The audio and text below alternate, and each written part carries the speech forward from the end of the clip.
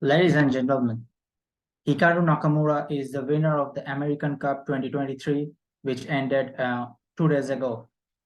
So the American Cup, this was the second edition of this tournament. It was held in St. Louis Chess Club in the US, and um, it was an 8-player knockout event. It contained big names such as Fabian Nakamura, then Wesley So, Dominguez, Levon Aronian, Sevian Samuel, and Ray Robson, as well as Sam Shankland. So today I'm going to give a recap of the tournament. I am going to show 2 games of Nakamura, and he was just fantastic in this tournament because both in the first and the second rounds, he just won without going into the tie breaks. So he won the matches in the classical games itself, which is it's an incredible feat at top level chess right now, because most of the games end in draws. So yeah, let us go straight to the first game, which I have analyzed. Yeah, so this was and this is said to be one of the best games that which Hikaru played. And like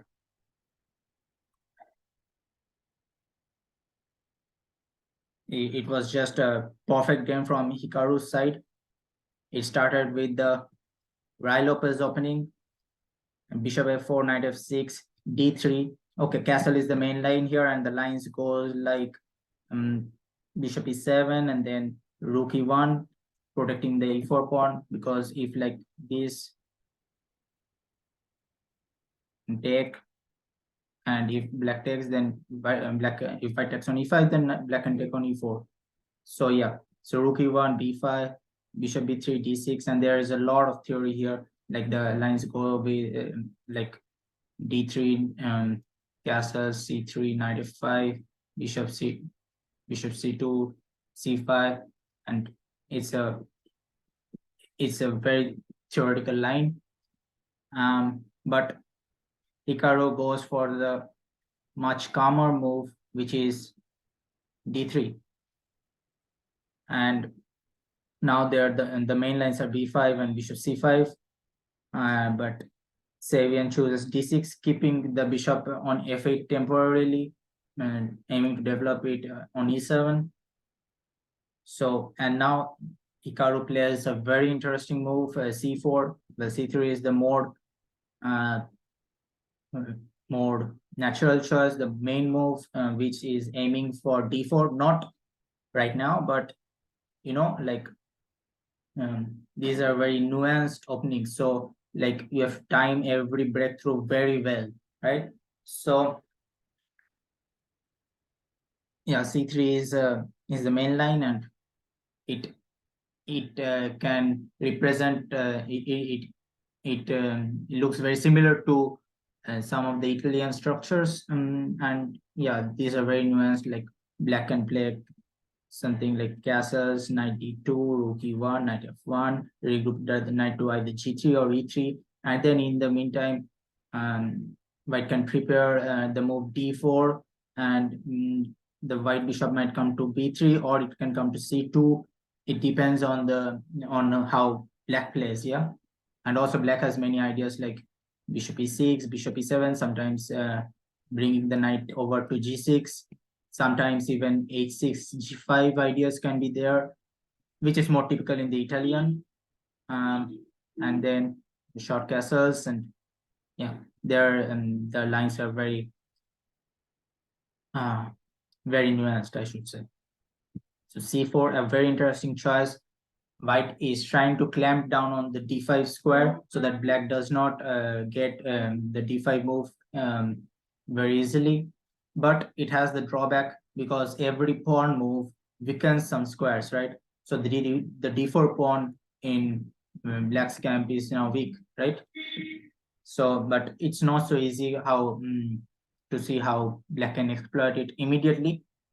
But yeah, it is a long-term weakness, I should say. But white can bypass this weakness by sometimes coming to bishop e3 and d4, and then just creating some tension in the center and forcing black to uh, take some critical decisions. So after c4, bishop g4 was played, like trying to remove the defenders of the d4 square, because the knight is protecting the d4 square. So like black is trying to remove the defender, and after h3, bishop f3, bishop e7 was a normal looking move. And I think after this endgame, well, I think practically speaking, white should be like slightly better, very slightly better. If you give these positions to, let's say, Carlsen, he is going to grind these positions all day, and maybe he is going to win, maybe he's not, but like white is running no risks here. And also like black is not running any risks, but in the long term, like after returning with the queen to maybe d1, let's say, white can play f4, though it weakens the e3 square and the dark squares in white's camp. White should be careful about this pawn push. But yeah, like it's hard to see how even black can progress, because if black plays b5, then I can just take pawn takes and then bishop b3, and this bishop is getting this long diagonal. And also if we see the d4 pawn is restricting the e7 bishop, because if the bishop comes on f6, the d4 pawn is restricting it. So like black's bishop is also I would say a bit more restricted than white's. So I think white is like very slightly has a very slight pull, I would say. So let's see, after 97, well, it is a very interesting move. Actually, it is more seen in openings like the Rosolimo Sicilian. If we take a quick detour and let's go to this line, castle. Now black can play these takes. Look here, pawn e5 to prevent black and white's pawn push. Black is playing e5, and now let's say after c3, queen c7, d3, let's say knight at3. I'm so sorry. Yeah. If black takes with the dc6, yeah, because in this line, sorry, yeah, in dc6 line, white can get d6 and then play for the d5 pull with knight on e7. So yeah, very sorry. Yeah, this knight maneuver can be seen in the d6 line. So here, this, and now maybe let's say d3, queen c7, h3, preventing bishop g4. Well, h3 should be played in this move only, I guess. And after queen c7, d3, black can play knight f6, aiming to come with the knight d7, f8, and d6, controlling the d4 and f4 squares. So yeah, this is a typical idea of the Rosolimo Sicilian, which is well, it can be seen in many openings, but this Rosolimo Sicilian is the main opening where this can be seen. So here, Sevian Samuel has the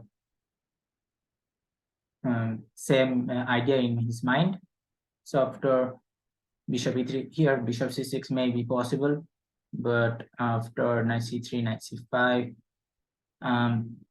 castle, bishop b7, b4, knight e6, black is, you see, in getting control over the d4 and f4 squares very easily. Next, black can play bishop g5 to exchange the dark square bishops, and then black can get free control over the f4 and d4 squares, because there will be no no pieces to oppose the e6 knight. Yeah, so like when you're playing, you should analyze the pawn structure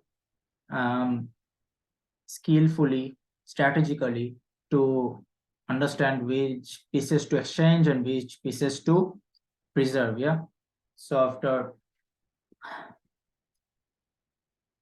so I think here black should be a little bit more comfortable, although the engine says that the position is equal, but yeah, engine is always saying those kind of things, 0.00. But yeah, we like, if you're playing chess, then we know how difficult it is to like play even those 0.00 positions, or even to draw those 0.00 positions. Yeah, so after bishop e3, bishop e7, knight c3, knight f8.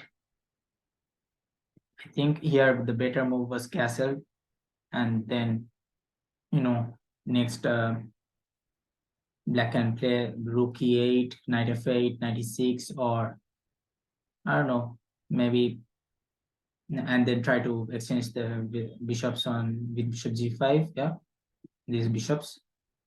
And yeah, so first of all, you should keep your king safe. That is the rule of thumb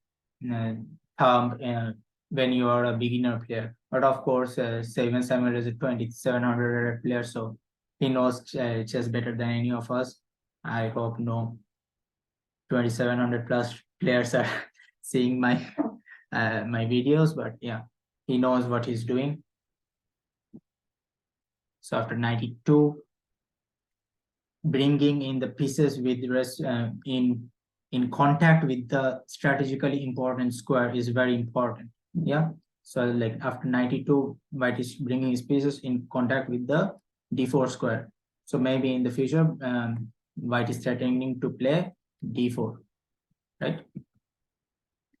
So after e6, d4 is a nice move, and after ed, 90, 90, 94. So you see, black's knight came from g8. Yeah, black's knight, this knight came from g8,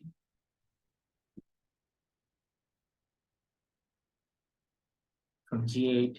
Yeah, sorry, came from g8 to f6 to d7 to f8 to e6, and then takes on d4. So black has wasted around 1, 2, 3, 4, 5 tempi only to exchange this knight, whereas white has taken only like 3 moves. So white has lost 3 tempi. So already the position is slightly favorable for white, since he has a little more advantage in space in the center, and also white has these white has gained 2 more tempi because he's exchanging his knight with the knight which has moved 5 times, whereas his own knight, this d4 knight which came from b1, it had moved only 3 times, right?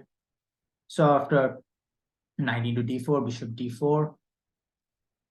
So yeah, bishop d4, white has the double bishop advantage, and sorry, yeah, has the double bishop advantage, and it is white is having a slight edge here. So after castles, I would suggest you to pause the video and think about the position a bit, how white can make progress.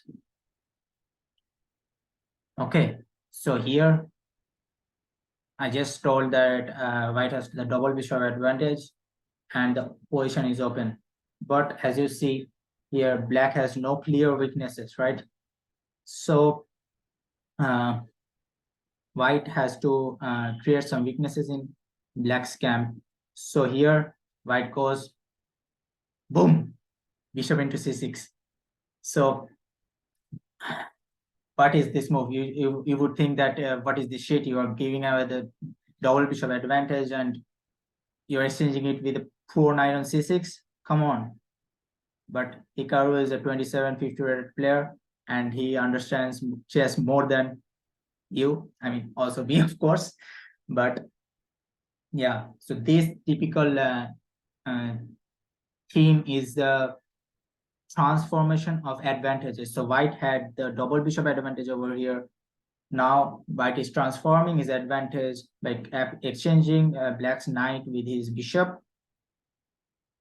and ruining black's pawn structure. And also, if you see here, white's bishop is slightly bit more active than black's bishop on e7. So yeah, castles was an engine suggestion, but it is very impractical because the b file is open, and when you like, you should never bring your king under attack and like on an open file, let's say. Yeah, so this is very impractical, but engine suggests so it should be quite good as well. But here Hikaru plays rook d1, which is nice move, threatening to play either c5 or e5. Here Sevian plays rook e8, which is already a small mistake, but maybe the position should be defendable after this, but yeah, it is a mistake. So yeah, I would like you to think about the position a bit now, what black can do. White is threatening to play c5. Well, this is you can pause the video, but let me say this is a very really advanced position, and it should take around at least 10 minutes of thought, even for players of my level, at least 2300. Yeah, and it's very hard to find this over the board, I think. So the best move is bishop f6. What is the idea? Well, it is a very complex idea, I would say. After bishop into f6, queen f6, queen f6, gf6, c5, rook e8 is coming, and after, let's say, f3, black can play f5, sorry, d5. Yeah, so yeah, f5 might be possible also, but I'm not so sure. I don't know. Yeah, maybe it is possible as well. cd6, takes, and over here, yeah, this should be equal. Yeah, this should be equal, but yeah, black is slightly after rook c4. I don't know. Maybe rook e1 is coming. Yeah, white is slightly for choice, I think. So after d5, castles, rook b8, b3, rook e5. Because if I take this, taking this capturing in chess is not compulsory, and after d4, fe4, white's f file gets opened, and also the d file is opened. So black can penetrate into white can penetrate into black's camp, creating decisive threats, whereas white's pawns are not so easy to be attacked. Also, black's king is slightly exposed, and exposed position of king is a long-term weakness. All right. So yeah, this position after rook e5, and now c6 is coming. It is more or less equal, although white has a better pawn structure. It is very tough to create to make any progress here for white. So instead of bishop f6, I think the critical move is c5 from a human point of view, because this is the c5 is the move that happened in the game after rook e8. So let us see first what happens after rook e8, because it will be more easier to understand if we see this move and then come back to bishop f6. Then we will understand better why bishop f6 on move 16 is better for black. I mean, it gives him equality. So after castles, here bishop f6 was played, and Hikaru got c5. So c5 is a very nice move. It is stopping the threat of c5 by black, as well as it is trying to expose the weakened the potential weaknesses on the d6 and c6 pawns. Yeah, so after rook e6, bishop f6 is coming, but the main difference should be, yeah, this is coming, and here I don't think bishop d4, rook d4 makes any big difference. Anyway, ct6 is coming, and yeah, white is slightly for choice. So let's come back here. After rook d1, bishop f6, c5, and here bishop into d4, rook into d4. Black is getting the intermediate move, rook b8. And after b3, if cd6, there are some crazy lines like rook b2, d7, rook b1, rook d1, takes, queen e7, castles, rook d8, and the white gobbles up the d7 pawn, and it's just equal. And after b3 is the most critical move, and here an excellent move is coming. Again, this is can be a bit difficult. I would say you can think for around 4 minutes here. The move is queen g5, and black is exploiting the fact that white's king is exposed over here. White's king is not castled, and hence he is gaining a tempo. He's turning queen c1 check, queen c5, and also queen f5 check if the white pawn takes on d6. So is on the 16th move, if black had played rook e8, white is playing castles, and then the same variations do not work out for black, because after, let's say, rook after rook e8, castles, bishop 6, c5. If bishop d4, rook d4, queen g5 does not have any purpose here, because there is no queen c1 check, and black can just play cd6. There is no queen f5 check either. So after cd6, rook d6, black is just a pawn down and is clearly losing. So after bishop f6 over here, so instead of rook e8, bishop 6, takes, rook b8, here, c6, queen a5 check is coming, and after rook d2, sorry, now king ct6 is coming, and queen f4, let's say rook e8 is a nice move. I think, rook e8 can be a nice move, and also, like I'm threatening if castles, rook into e4, and with the same threat, rook b4 is also a nice move. If castles, just rook into e4, queen e4, and this is just a draw. But yeah, I understand this very well, that Sevian is missing this nuance. These are very hard to find over the board, I think, even in a classical game, even by 2700 rated players. So after bishop f6, c5, rook e6, bishop f6, queen f6, queen f6, g into f6. I'm not so sure. It is a very strange decision by Sevian. I think just rook into f6 is slightly better. I mean, gives black more chances to fight for the equality of the rook d3, trying to,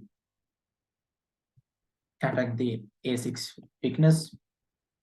Rook b8, b3, on takes, rook c1, rook d6, rook c5, a5, c5.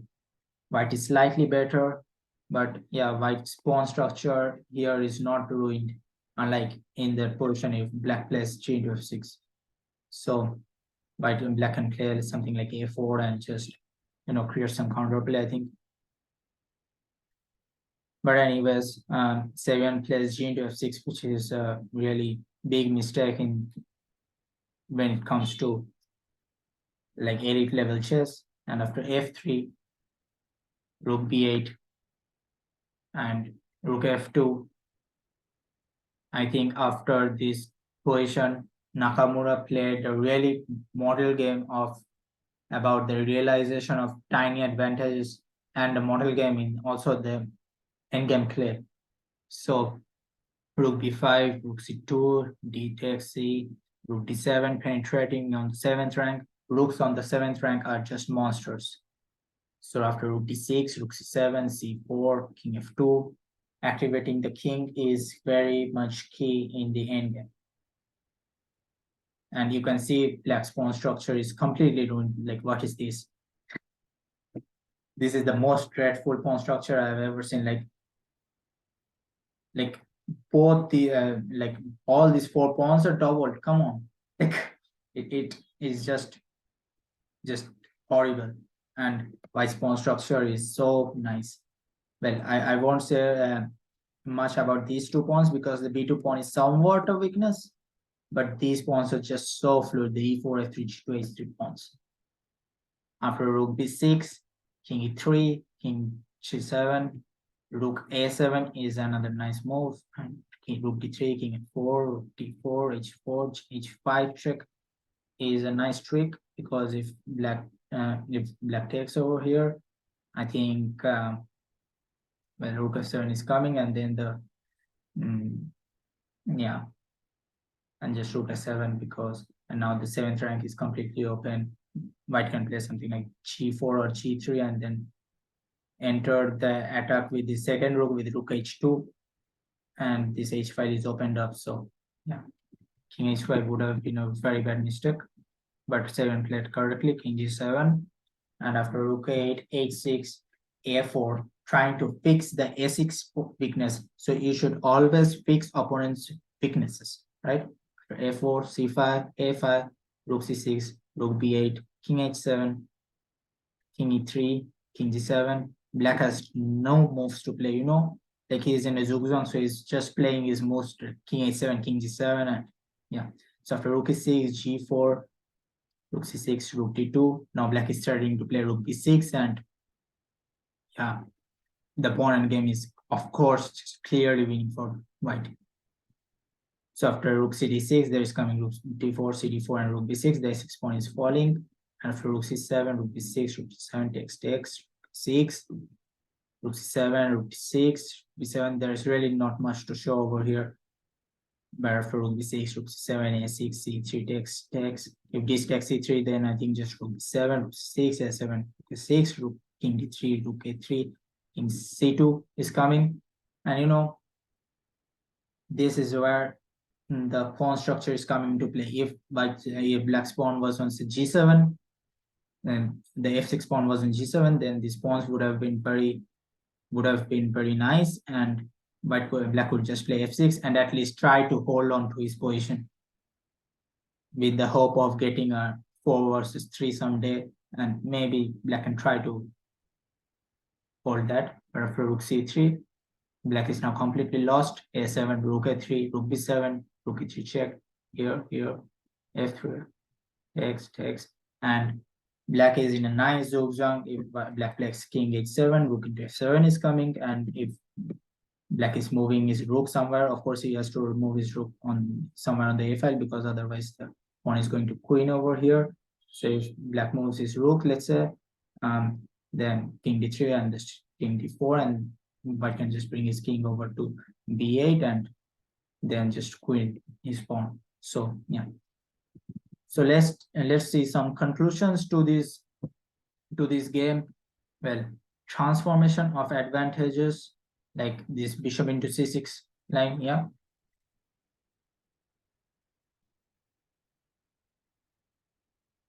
White is transforming his double bishop advantage into a structural advantage of, which is his advantage in the pawn structure. Next is, do not voluntarily ruin your pawn structure. If you do it long term, it should be if you do it, it should be compensated with dynamic play, because a ruined pawn structure is a long-term weakness, right? So here Sevian played g into f6, but he did not have any dynamic possibilities to show for this terrible weakening of his pawn structure. So whenever you are ruining your pawn structure, you should be able to show some dynamic play, so that this pawn structure, this ruined pawn structure, can be compensated.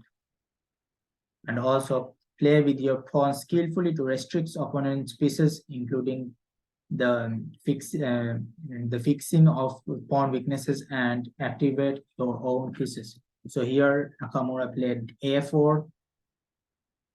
Yeah, this a4 move trying to fix the a6 pawn weakness, and I think these are very, very important points we can learn from this game. So let us go from this game and just